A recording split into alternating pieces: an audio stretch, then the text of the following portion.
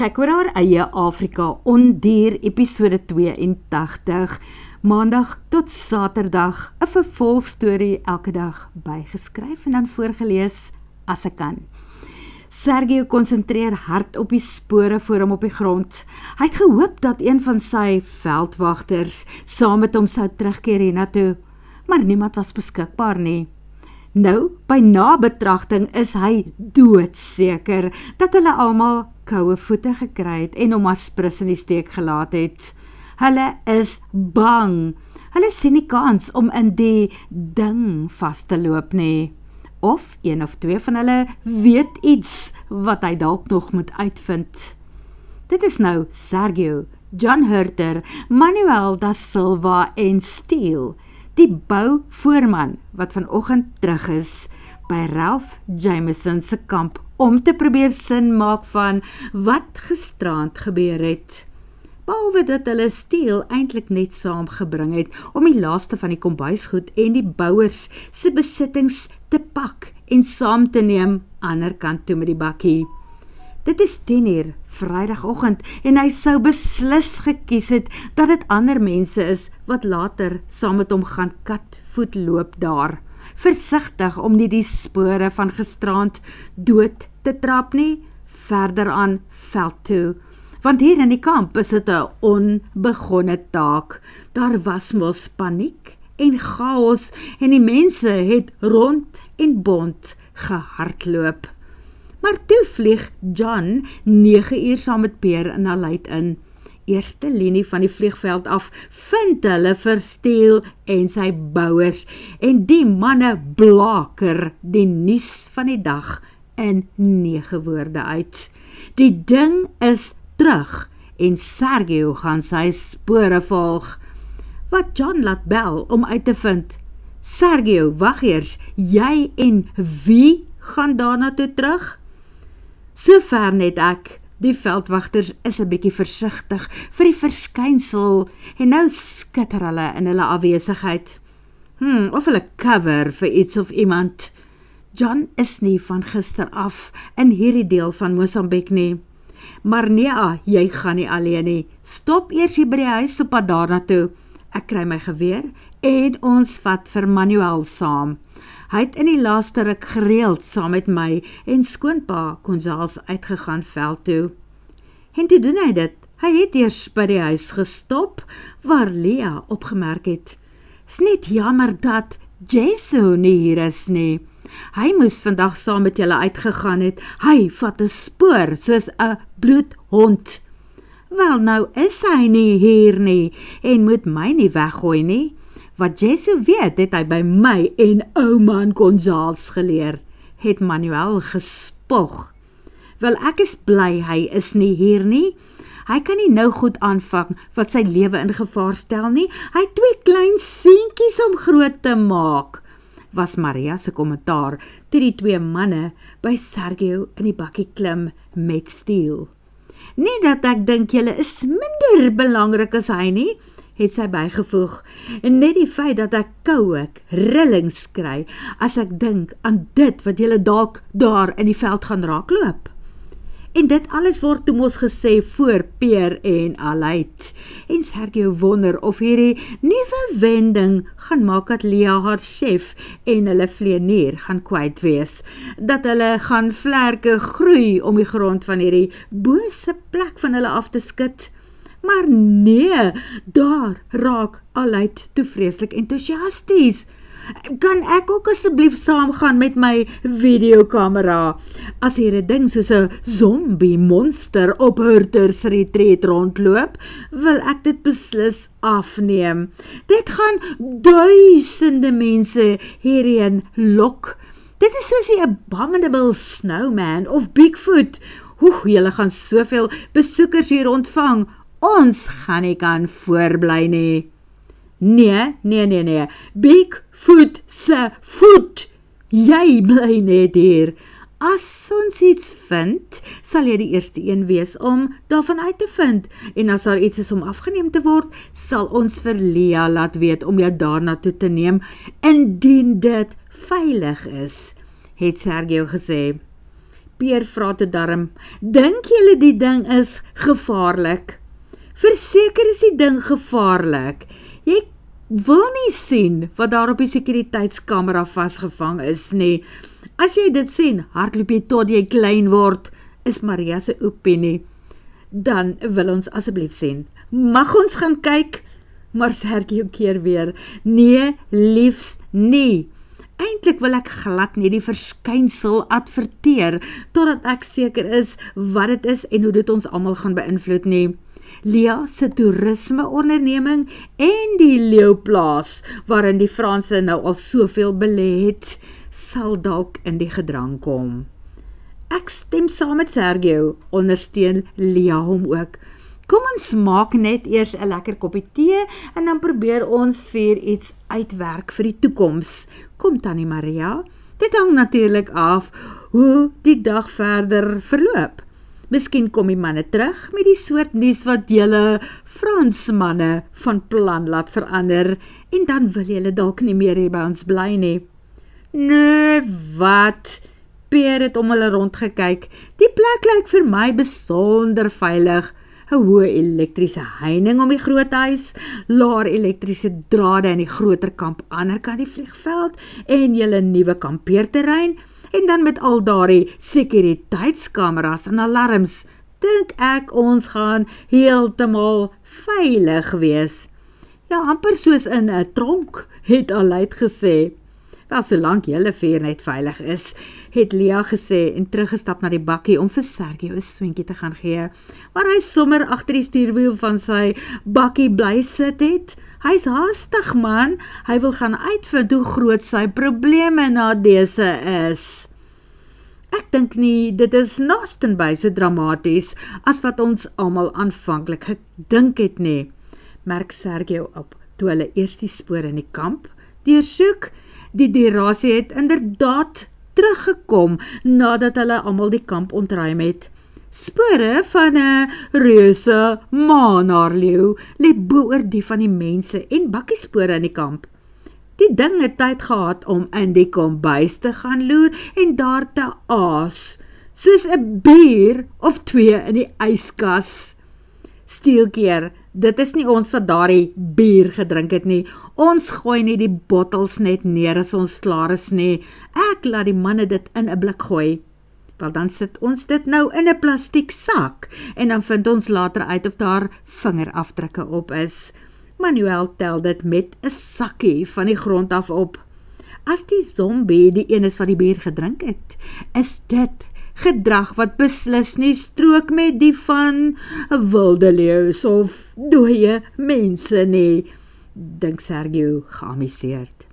Rampachas, kyk hier, roep John en Manuel soos een man uit, toe hulle al hoe verder van die tent af soek vir meer spore. Dit is sandale wat gemaak word van buitebande. Hulle brand dit in die vorm van leeuspore uit. Wel, wys my die leeu wat 'n paar blikke sousbone en boeliebeef in die kombuis sal steel en saamvat. Sergio wys na die 3 blikke wat waarskynlik uit iemand se hande of uit 'n sak geval het op pad na die waterstroom daar naby. Vermoede bevestig. Dit was 'n mens wat in die kamp kom aas en droog maak het, verseker. Of 'n zombie, hou Manuel vol. Man, dink vir jouself, eet zombies, eet lewende dooies en sny hulle blikkies oop om by kos te kom, sê John. Nee, ek stem saam met Sergio. Hierdie is 'n gewone mens, 'n blessed kwaaddoener. Ja, met skoene aan wat spore trap soos 'n leeu en 'n kop en nekvel van 'n maanhaarleeu, want dit is wat steel en die bouers die aapstuipe gegee het en dis wat ons ook op die kameras gesien het. Stel Sergio dit in die regte perspektief. OK, julle is waarskynlik reg, stem Manuel ook saam. En nou is hulle hier, waar daardie spore in die vlak water van die rivierstroom verdwyn. Daar is 3 gewere tussen hulle en die revolver onder Sergio se linkerarm. 2 van die gewere kan doodmaak, en die een wat 'n ondier van skrikwekkende afmetings in 'n koma kan sit, is die een wat Sergio in sy hande hou, 'n pylgeweer. As dit van hom afhang, kan die ander hulle gewere nou maar in die bakkie gaan bære. Maar hy weet mos hulle sal nie, daarom maan hy hulle net. Onthou ouens, ons is nie hier om te jag of om enigiets te skiet nie. Veral nie as ons hier met 'n mens te doen het nie. Die doel is om agter te kom wat sy motiewe is.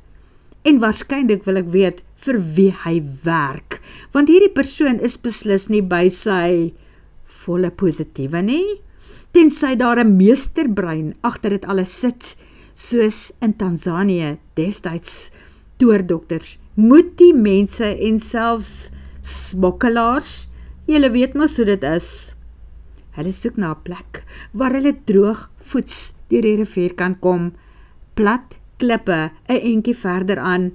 Hulle hoef nie juist terug te stap na waar Mr. Rampachas deurgestorm het nie.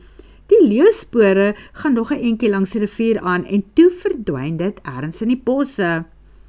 En toe los John 'n taamlike harde knoop, wat Sergio verbaas laat opkyk. John Hurter vloek mos net as iets sy verstand te bowe gaan of as hy 'n ernstige aha-oomblik beleef. Sergio, jy het ook die boek gelees van TV Balpin oor die lewe van George Rushby en sy wedervaringe in die stadium toe hy die mensvreter leeu's in Tanzanië moes gaan uitsorteer. Ek het ja, 'n bietjie lank terug, maar hoekom vra jy, John? Sergio onderneem om die boekie net vanaand weer uit die rak te gaan haal en dit dan van vooraf te lees. 'n bietjie harder te bestudeer hierdie keer. Dan sal jy seker onthou dat die ouens wat hierdie skoene maak en aantrek en spore soos 'n leeutrap, dit soms agterste voor ook aantrek. Dit beteken dat ons die raas sê, daai kant toe, of daai kant toe kon beweeg het. Dit beteken dat hy enige plek kan wees, voor ons, of agter ons, of langs ons. Jy is reg, maar miskien moet ons die ding eers maar los. Ek wil in elk geval terugkom by die hospitaal. Om nou so rond te soek, gaan nie regtig help nie. Reg so, miskien wag ou Steel al vir ons met daardie laaste goed wat hy wil laai. En ek is nuuskierig om te hoor of Lia en Maria tot 'n soort vergelyk kon kom met daai 2 Franse manne, sê John. En daarmee draai hulle om en stap terug na Ralph Jameson se halfgeboude bouperseel toe. Sergio glimlag by homself toe hy die plek sien waar hy en Rory vir die pofadders 'n nes gebou het. Hy fynkam die boomtoppe. Dalk sit daar die einste slangarend hulle weer vandag in dop hou. Maar jammer, vandag het hy niks vir hom of haar te offer nie. Hulle is byna by die plek waar hulle klip langs deur die stroom kan gaan, toe hy nog spore in 'n droë deel van die rivier sien. Vars spore. Die keer die spore van 2 maanhaar leeu's. En hulle was nie te lank gelede daar nie. Sergio tel sy hand stadig op om vir die mense by hom te wys om te staan. Geen haastige bewegings nie. Niemand draai om en hardloop nie. Hy het geen idee waar daar die leeu's is nie. En tog voel hy hoe die hare in sy nek skielik begin regop staan, hoe koue rillings op sy rug en nek ontstaan en hoe sy hartklop onverwags begin spoed vang. Hy wys na die grond terwyl hulle bietjie aanbeweeg en die manne by hom sien dit ook dadelik raak. Die spore van Rampacha man wat ook hier loop. Die spore van die leeu's in dieselfde rigting as die man, soms bo-oor, soms langsaan, asof die 3 van hulle in groot harmonie saamgestap het, iewers heen. Sergio praat sag. Ek is nuuskierig om te sien waarheen dit gaan en of die drie se paaie uiteindelik geskei het. En hoe dit geskei het. Ek hoop nie in 'n ongeluk of een van hulle wat dalk dood is nie, by name die regop ene nie. Ja, jy's reg, hulle het hom dalk plat getrek en opgevreet. Te betwyfel. Dit lyk amper soos wanneer 'n mens sy honde vir 'n stappie neem, sê Manuel. En in Sergio se kop sien hy 'n skildery wat hom kleintyd vreeslik beïndruk het, maar nou koue rillings gee. Dit is die prentjie van 'n herder met toyingerige velklere aan sy lyf en 'n staf in sy hand. Maar in die plek van skape wat saam met hom stap, is dit 'n trop leeu's, spokerige leeu's met 'n maan wat in die agtergrond hang in 'n gryserige agtergrond en die silhouet van 'n dooie boom langsaan. Leeu's wat duidelik gehoorsaam is wanneer hulle meester met hulle praat.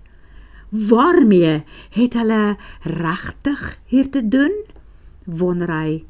Daarom stel hy voor, ek dink ons moet teruggaan en die bakkie kry. Maar intussen hou maar julle gewere gereed. Al is ek nie 'n kenner van spore nie, wil ek net sê, hierdie spore lyk vir my nog warm getrap. Dit voel beslis beter om die leeu's 'n halfuur later vanuit die bakkie te kan sit en dophou. Maar daar is net die twee maanaars. Daar is nie 'n onheilige, spokerige figuur by hulle nie. Iewers het die Rampacha spoortrapper afgedraai en weggeraak. Iewers waar hulle hom nou nie kan sien nie. Maar kan hy hulle dalk sien? Daar is 'n geringe moontlikheid dat hy deel is van hierdie koalisie van leeu's, soos wat daardie skildery wat nou by Sergio spook aandui, dat hulle hom aanvaar het as een van hulle. Of is sy skuilplek dalk hier iewers baie naby? Die dankbaarste ou om terug te wees by die huis is Steele. Hy vertel vir almal dat dit vir hom die hele tyd gevoel het asof iets of iemand hom dophou terwyl hy alleen daar in die kamp gewerskaf het, asof hy enige oomblik 'n grom gaan hoor om net daarna naels en tande in sy nek te voel vasslaan. Amazing, besluit Aleid opgewonde, toe hulle almal later aan Maria se toebroodjies weglê. Hier op Hurters Retreat gaan ons lekker bly. Wel, hier wil ek nie 'n dag langer bly nie. Ek gaan nie terug na daai bouperseel van Ralph Jameson nie. As Lea se werk opdroog, gaan ek terug Kaap toe, sê Steele. Wel, ons gaan ook nie hier bly nie, besluit die ander bouers. As ons nie hier agter die heininge kan woon en werk nie, is ons ook binnekort weg. Wel, daar is nog die kampkombuis wat moet klaar en dan het ons en Peer gepraat van 'n kleinerige oopplan restaurant daar by Konjaalskamp. Ons is klaar besig om planne daarvoor ook op te trek. Dit is min of meer hoe dit gaan lys, troos Lea en stoot die planne na haar toe. Maar daar is net een belangrike ding. Julle moet self vir Ralph sê dat julle nie langer in sy diens wil bly nie. Onder geen omstandighede moet hy dink dat ek julle doelbewus by hom afgerokkel het nie. Hy het reeds 'n vendetta teen my. Ek wil hom nie nog kwaader maak nie. Teen 2 uur ry Sergio weer terug na die Leeuplaas en hospitaal. Sy kop is steeds in 'n bietjie van 'n warrelwind oor wat hulle vanoggend ontdek het. Afrika is vir hom sinister en enigmaties, baie vreemd. Maar nou met Lea aan sy sy sien hy kans daarvoor en om dit te trotseer. Hy sal dit net nooit aan haar erken nie, dat sy die barometer van sy hartklop geword het nie. Het sy, as dit kom by werkhardloop van vrees, of van opgewondenheid oor haar? Die laaste, waar hy haar gelos het op Hurter's Retreat, het sy opgewonde vertel dat hulle die ander stoorkamer vir die Franse gaan inrig as blyplek, die een langs die kamer waar die bouers nou thuis gaan. Hulle gaan alles daar uitgooi en dit in 'n garage daar langs John se Amarok en Manuel se Land Cruiser stoor. Oupa Gonzalo se antieke Land Rover gaan uiteindelik afdak toe. Een van die dae moet hulle nog afdakke bybou vir al die karre wat daar moet staan. Daar is een dubbelbed wat in die Fransmanne se stoorhuis gaan agterbly. Ouma Hurter van Pretoria sin. Die matras is nie meer splinternuut nie, maar darm skoon. As dit nie vir hulle werk nie en hulle beoog om nog steeds op Hurter's Retreat te bly, kan hulle vir hulle self 'n nuwe matras gaan aankoop. Hulle moet maar kies tussen ouma se ander meubels ook wat hulle wil gebruik. Sy en John het klaar uitgehaal wat vir hulle gaan werk.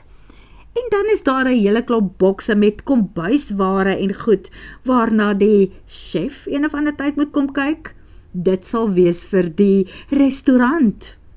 Net soos die ander stoorkamers is die vensters hoog, maar hulle is nie gepla oor gordyne nie. Daar is 'n toilet, soos langsaan, krane met 'n oop stort, maar nie 'n geyser nie. Haya sal oor die naweek vir hulle een kom installeer. Hulle is nie gepla oor 'n kombuis vir nou nie. Dit is alles goed wat hy gehoor het net voordat hy van die plaashuis op Hurter's Retreat af wegry. En dit klink vir hom goed en Sergey hoop dat almal se planne vir hulle uitwerk. Daarom is sy grootste bekommernis toe hy verby die leeu's se kampery ander kant uit tot by die hospitaal. Wat gaan hy vir die Franse vertel volgende week? En vir Rory, wat hom nou graskop, blonde kop, sonbrandhare en wyd oog inwag, opgewonde om uit te vind wat hy alles gesien het tydens sy spoorsny ekspedisie, word vervolg.